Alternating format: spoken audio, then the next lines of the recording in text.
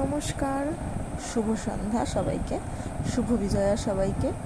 সবার দুর্গাপুজো কেমন কাটলো অবশ্যই জানাবেন।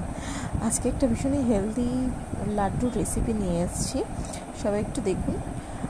প্রথমেই দেখুন আমি এখানে ড্রাই ফ্রুটসগুলোকে সব সাজিয়ে নিয়েছি। সব ড্রাই ফ্রুটসগুলোকে কেটে আমন্ডস নিয়েছি, আখরোট নিয়েছি, কাজু বাদাম নিয়েছি, মিক্স রোস্টেড ড্রাই ফ্রুটস নিয়েছি, খেজুর নিয়েছি। এগুলো কিন্তু সব ব্লিঙ্কিট থেকে আপনারা পেয়ে যাবেন। আমি প্রত্যেকটাই ব্লিঙ্কিট থেকে অর্ডার করেছি। এরপর কড়াই চাপিয়ে নিয়েছি, তার টেম্পারেচারটা দেখে নিলাম। দেখে নেওয়ার পর প্রথমেই একটুখানি ড্রাই রোস্ট করে নেবো। সব ড্রাই ফ্রুটসগুলোকে না একটু হালকা ড্রাই রোস্ট করে নেব। প্রথমে কড়াইয়ের টেম্পারেচার চেক করে দেখুন। আমি এখানে আখরোট দিয়ে দিয়েছি প্রথমে। এরপর আখরোটটাকে কী করতে হবে, একটু হালকা হালকা হাতে সেঁকে নিতে হবে।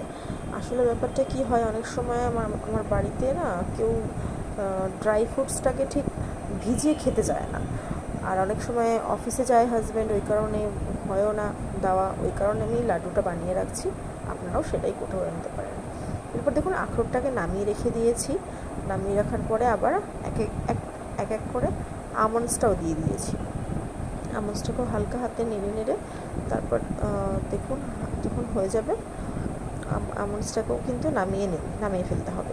একটা একটা করে ভাজলে কি হয়, প্রত্যেকটা প্রপার ভাজা হয় আর কি। একসাথে না দিয়ে করাই ভালো। একটা করে, যেমন ধরুন প্রথমে যেমন আখরোট দিয়ে নিলাম, তারপরে আমন্ডস দিয়ে নিলাম, এরপর দেখুন টুকরো করা কাজু বাদামটাও দিয়ে দিয়েছি। কাজু বাদামটা চাইলে আপনি নাও ভেঙে নিতে পারেন, আমি একটু ছাড়িয়ে নিয়েছিলাম নিজের সুবিধার্থের জন্য, ওর তো মিক্স হবে ওই কারণে আর কি। এরপর কী করবো, এগুলোকে ঠান্ডা করে নেব। ঠান্ডা করে নেওয়ার পরে ওটাকে ওটাকেও আমি একটা করেই ব্লেন্ড করে নিয়েছি, কারণ কোনটা একটু নরম হয়, কোনটা একটু হার্ড টাইপের হয় বাদামগুলো, তো ওই জন্য আমি প্রত্যেকটা জিনিসকেই এক করে মিক্সিতে দিয়ে মিক্স করে ফেলবো, গুঁড়ো করে ফেলবো। দেখুন প্রথমেই আমি আখরোটটাকে নিয়ে পুরো ভালো করে নিয়েছি। এরপর কাজু বাদামটাকে করে নেব। দেখতে দেখতে দিনটা কীভাবে কেটে যায় না, মা দুর্গা এলো, মা দুর্গা আবার চলেও গেল। এরপর আমন্ডসটাকেও দিয়ে ঠিক এইভাবেই আমি করে নিচ্ছি। সবার পুজোটা কেমন কাটলো সবাই কিন্তু কমেন্ট বক্সে অবশ্যই জানাবেন। 2025-এ আমার তো এবছর বাড়িতেই কেটেছে, আমার আর কোথাও যাওয়া হয়নি এবছর।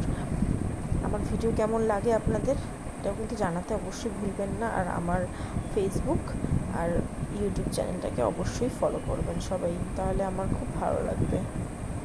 এরপর দেখুন এটাও দেখুন ভালো করে মিক্স করে নিয়েছি আমি। মিক্স করে নেওয়ার পরে কাজু বাদামটা কী করেছি, হালকা করে হাতের সাহায্যে বাদাম বীজগুলোকে সব বের করে নিয়েছি। এরপর কী করব, খেজুরটাকেও ভালো করে ব্লেন্ডারে ব্লেন্ড করে নেব। এটা আমি ওই শুকনো যে খেজুরগুলো হয় সেটা নিয়েছি, মার্কেটের ওই ভিজা টাইপসের হয় ওগুলো নিয়ে আমি। আপনারা এটা ব্লিঙ্কিটে অনায়াসে পেয়ে যাবেন। এখানে আমি প্রায় 200 গ্রাম মতন খেজুর নিয়েছিলাম। খেজুরটাকেও দেখুন ভালো করে এরকমভাবে ব্লেন্ড করে নিয়েছি। এরপর কী করব, একটা শুকনো কড়াই নিয়ে নেব।